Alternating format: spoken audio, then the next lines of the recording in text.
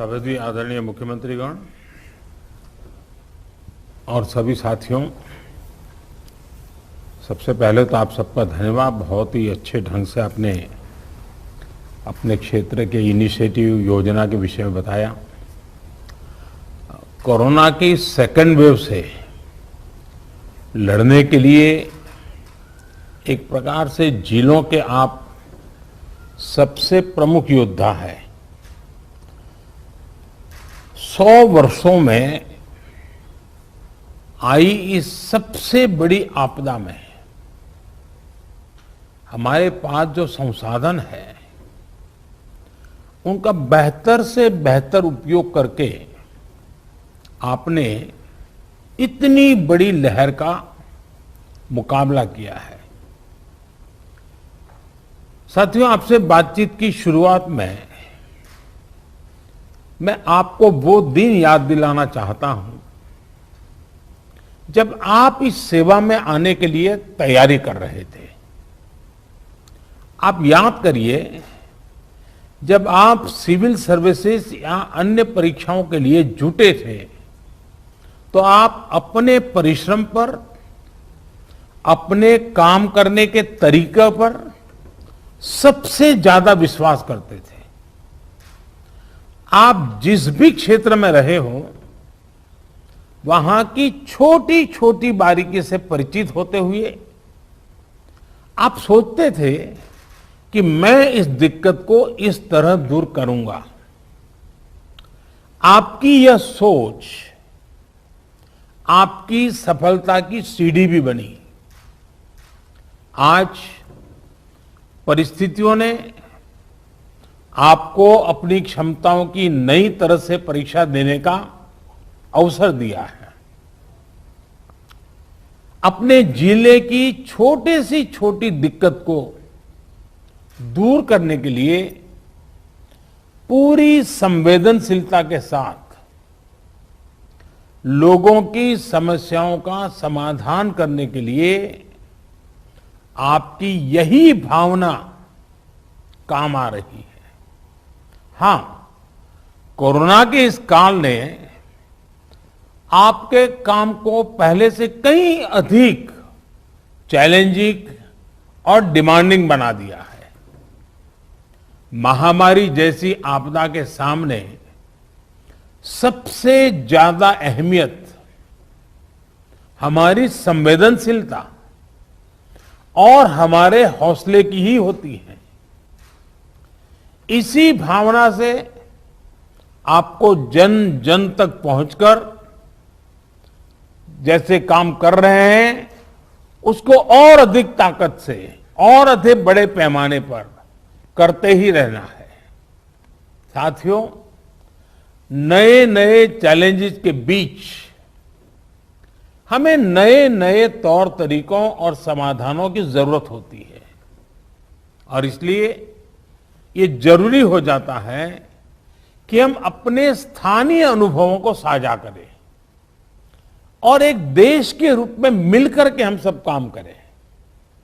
अभी 2 दिन पहले ही मेरी अन्य कुछ राज्यों के अधिकारियों से भी मुझे बात करने का मौका मिला था।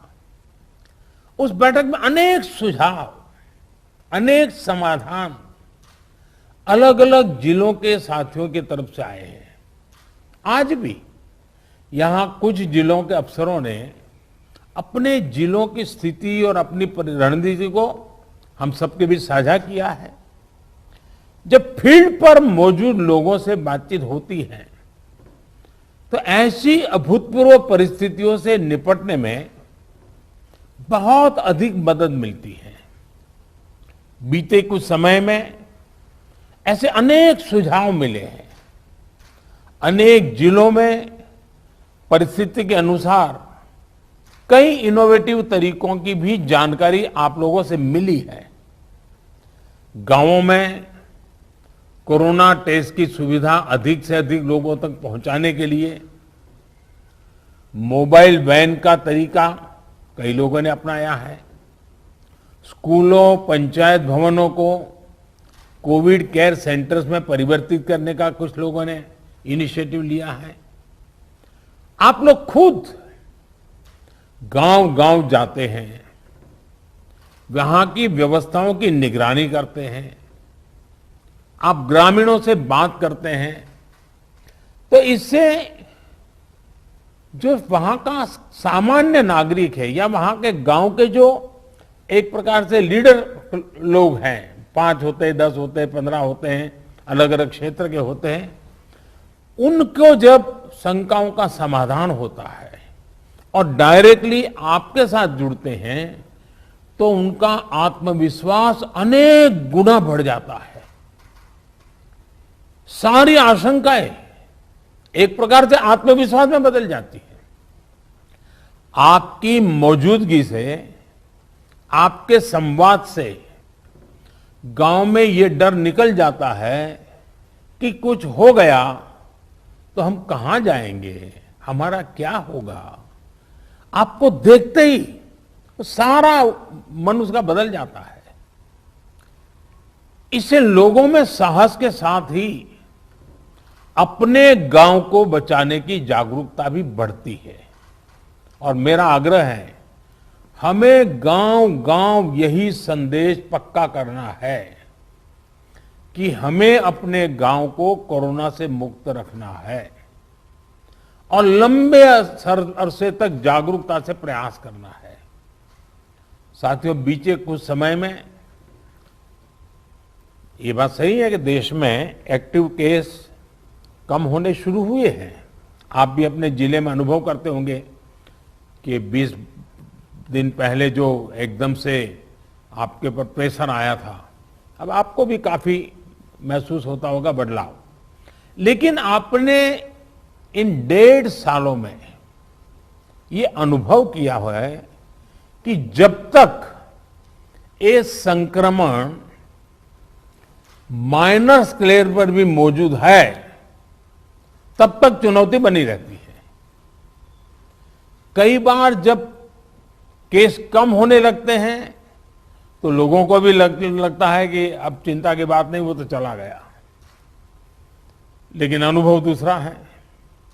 टेस्टिंग और डिस्टेंसिंग जैसे मेजर्स को लेकर लोगों में गंभीरता कम न हो, इसके लिए सरकारी तंत्र, सामाजिक संगठन, जनप्रतिनिधि, इन सबके बीच में एक सामूहिक जिम्मेवारी का भाव हमें पक्का करना होगा। और प्रशासन की जिम्मेवारी और बढ़ जाती है। कोविड एप्रोप्रिएट बिहेवियर जैसे मास्क पहनना, हाथ धुलना, जब इनमें कोई कमी नहीं आती, आपके जिलों में, आपके जिलों के बाजारों में, गांवों में कम से कम होने के बाद भी लोग सभी दिशा निर्देशों का पालन करते हैं, तो ये कोरोना से लड़ाई में बहुत मदद करता है। स्थितियों पर लगातार नजर रखने से जिले के सारे प्रमुख विभागों, जैसे पुलिस का विभाग हो, साफ सफाई की बात हो, इन सारी व्यवस्थाओं का, इनके बीच में बेहतर तालमेल और प्रभावी परिणाम स्वाभाविक रूप से निकलने लगते हैं। मुझे आपके कई जिलों से इस रणनीति पर काम करने के रिजल्ट्स की जानकारी मिलती रही है। इन जगहों पर आपने वाकई बड़ी संख्या में लोगों का जीवन बचाया है। साथियों, फील्ड में किए गए आपके कार्यों से, आपके अनुभवों और फीडबैक से ही प्रैक्टिकल और इफेक्टिव पॉलिसीज बनाने में मदद मिलती है। टीकाकरण की रणनीति में भी हर स्तर पर राज्यों और अनेक स्टेक होल्डर से मिलने वाले सुझावों को शामिल करके आगे बढ़ाया जा रहा है। इसी क्रम में स्वास्थ्य मंत्रालय की तरफ से 15 दिन के टीकों की उपलब्धता की जानकारी राज्यों को दी जा रही है। वैक्सीन सप्लाई टाइमलाइन की स्पष्टता होने से टीकाकरण से जुड़े मैनेजमेंट में आप सभी को और आसानी होने वाली है। मुझे विश्वास है कि हर जिले और वैक्सीनेशन सेंटर के स्तर पर सप्लाई और सुदृढ़ होगी। इससे टीकाकरण से जुड़ी अनिश्चितताओं को दूर करने में, पूरी प्रक्रिया को स्ट्रीमलाइन करने में बहुत मदद मिलेगी। वैक्सीनेशन का जो प्लान है, जो कैलेंडर है, उनको हम नियमित रूप से अलग अलग मीडिया प्लेटफॉर्म पर अधिक से अधिक साझा करेंगे तो लोगों को कम से कम परेशानी होगी। साथियों, पिछली महामारी हो या फिर ये समय, हर महामारी ने हमें एक बात सिखाई है। महामारी से डील करने के हमारे तौर तरीकों में निरंतर बदलाव, निरंतर इनोवेशन, निरंतर अपग्रेडेशन बहुत जरूरी है। ये वायरस म्यूटेशन में स्वरूप बदलने में माहिर है। एक प्रकार से बहुरूपिया भी है और ये वायरस धूर्त भी है। तो हमारे तरीके और स्ट्रेटेजीज भी डायनेमिक होने चाहिए।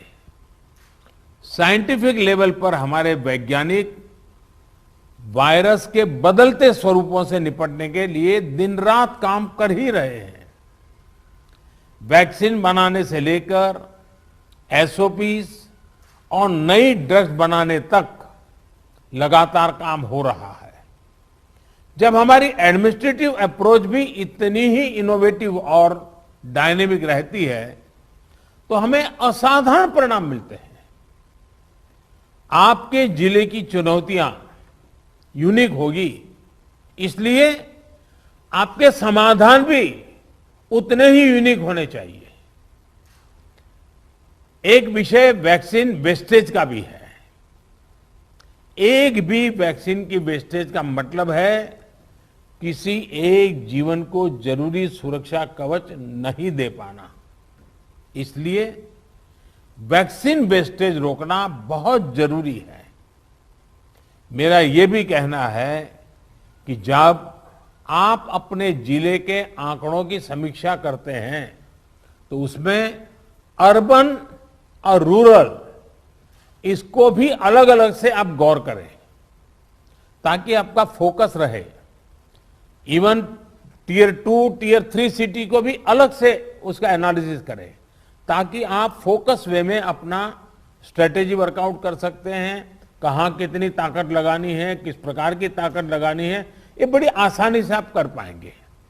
और इससे जब ये प्रकार से देखेंगे तो ग्रामीण इलाकों में कोरोना से निपटने में मदद मिलेगी। और मैं भी लंबे अरसे तक आप ही की तरह कुछ न कुछ काम करते करते यहां पहुंचा हूं। मेरा अनुभव है कि गांव के लोगों को अगर सही बात समय पर पहुंचा दी जाए तो वो बहुत रिलीजियसली उसको फॉलो करते हैं, बहुत रिलीजियसली। और जो शहरों में कभी कभी हमको किसी चीज को लागू करने में मेहनत पड़ती है, गांव में उतनी मेहनत नहीं पड़ती। हां, क्लैरिटी चाहिए, गांव के अंदर एक टीम बनानी चाहिए। आप देखिए वो परिणाम खुद दे देते हैं आपको। साथियों, सेकंड वेव के बीच वायरस म्यूटेशन की वजह से अब युवाओं और बच्चों के लिए भी ज्यादा चिंता जताई जा रही है। अभी तक हमारी जो रणनीति रही है, आपने जिस तरह फील्ड में काम किया है, उसने इस चिंता को उतना गंभीर होने से रोकने में मदद तो की है, लेकिन हमें आगे के लिए और अधिक तैयार रहना ही होगा। और सबसे पहला काम आप कर सकते हैं कि अपने जिले में युवाओं, बच्चों में संक्रमण और उसकी गंभीरता के आंकड़े व्यवस्थित करें, अलग से उस पर रेगुलर आप एनालिसिस कीजिए। आप स्वयं भी, मेरा सभी आप प्रमुख अधिकारियों से आग्रह है कि आप स्वयं भी उसका आकलन करें। इससे आगे के लिए तैयारी करने में मदद मिलेगी। साथियों, मैंने पिछली बार की बैठक में भी, और मैंने ये भी कह रहा कि जीवन बचाने के साथ साथ हमारी प्राथमिकता जीवन को आसान बनाए रखने की भी है। गरीबों के लिए मुफ्त राशन की सुविधा हो, दूसरी आवश्यक सप्लाई हो, काला बाजारी पर रोक हो, ये सब इस लड़ाई को जीतने के लिए भी जरूरी है और आगे बढ़ने के लिए भी आवश्यक है। आपके पास पिछले अनुभवों की ताकत भी है और पिछले प्रयासों की सफलता का मोटिवेशन भी है। मुझे पूरा भरोसा है कि आप सभी अपने अपने जिलों को संक्रमण मुक्त करने में सफलता पाएंगे। देश के नागरिक का जीवन बचाने में, देश को विजयी बनाने में हम सभी सफल होंगे। और मेरा आज कुछ साथियों को सुनने का मौका मिला है, लेकिन आपके पास, हर एक के पास कुछ न कुछ सफलता की गाथाएं हैं। बड़े अच्छे इनोवेटिव प्रयोग आप सबने कहीं न कहीं किए हैं। अगर वो आप मुझे पहुंचा देंगे तो जरूर इसको देश भर में पहुंचाने में मुझे सुविधा होगी, क्योंकि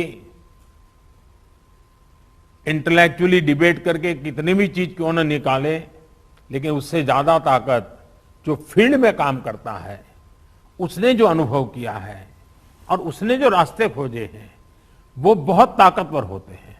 और इसलिए आप सबकी भूमिका बहुत बड़ी है और इसलिए मेरा आपसे आग्रह है कि आप इसको निकालिए।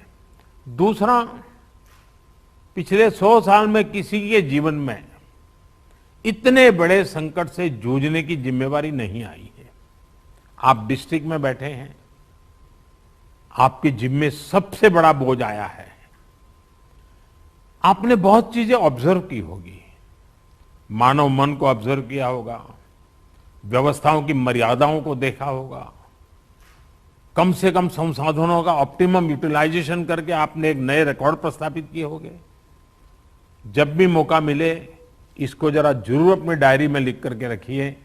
आने वाली पीढ़ियों को आपके अनुभव काम आएंगे, क्योंकि पिछली शताब्दी में 100 साल पहले जो बड़ी महामारी हुई, वो उसके उतने रिकॉर्ड उपलब्ध नहीं है कि वो लड़ाई, उसका रूप कैसा था, संकट कितना गहरा था, कहाँ क्या हुआ, बाहर निकलने के रास्ते क्या खोजे गए। लेकिन आज हमारे डिस्ट्रिक्ट के अफसर अगर ये डिस्ट्रिक्ट गैजेट की तरह इसको बनाएंगे तो भविष्य की पीढ़ियों को भी हमारी ये मेहनत, हमारे अनुभव, ये आने वाली पीढ़ियों के लिए भी काम आएगा। और मैं आपको भी इस सफलता के लिए, इस मेहनत के लिए, और आपको और आपकी पूरी टीम को, जिस प्रकार से आप लोगों ने इसका नेतृत्व किया है, आपको बधाई देता हूं, आपकी सराहना करता हूं। और मैं आशा करता हूं कि आप और अधिक सफलता प्राप्त करेंगे, तेजी से सफलता प्राप्त करेंगे और जन सामान्य के अंदर विश्वास पैदा करेंगे। सामान्य मानवीय का विश्वास विजय की सबसे बड़ी जड़ी बूटी है, सबसे बड़ी जड़ी बूटी है। इससे बड़ी जड़ी बूटी नहीं हो सकती है और ये काम आप आसानी से कर सकते हैं। आप स्वस्थ रहें, कार्य का बोझ आपको ज्यादा है, मैं अनुभव करता हूं। अब बारिश की सीजन आएगी तो और एक सीजनल जो प्रेशर रहता है वो तो बढ़ने ही वाला है। लेकिन इन सब के बीच भी आप स्वस्थ भी रहें, आपका परिवार स्वस्थ रहे और आपका जिला जल्द से जल्द स्वस्थ हो, हर नागरिक स्वस्थ हो, ये आपकी कामना ईश्वर पूरी करे, आपका पुरुषार्थ पूरी करेगा। मेरी तरफ से आपको बहुत शुभकामनाएं, बहुत बहुत धन्यवाद।